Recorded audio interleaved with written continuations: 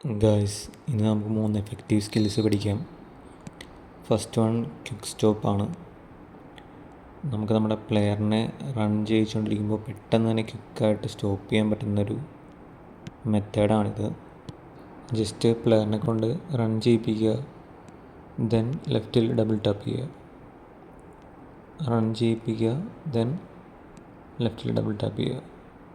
ഇതാണ് ഇതിൻ്റെ കമാൻഡ് വരുന്നത്. ഓക്കെ, നെക്സ്റ്റ് വൺ എന്ന് പറയുന്നത് പാസ് ക്യാൻസൽ ചെയ്യുക എന്നുള്ളതാണ്. ഇതിനെ ഫേക്ക് പാസ് എന്നും പറയും. നമ്മൾ ജസ്റ്റ് പ്ലെയറിന് പാസ് ചെയ്യുന്നു, ദെൻ ലെഫ്റ്റിൽ ഡബിൾ ടാപ്പ് ചെയ്യുന്നു. ഇത് മോസ്റ്റ് എഫക്റ്റീവ് ആയിട്ടുള്ളത് സ്റ്റണ്ണിങ് പാസ് ചെയ്യുമ്പോഴാണ്.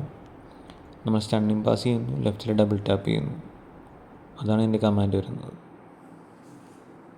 Next one through cancel ചെയ്യണതാണ്.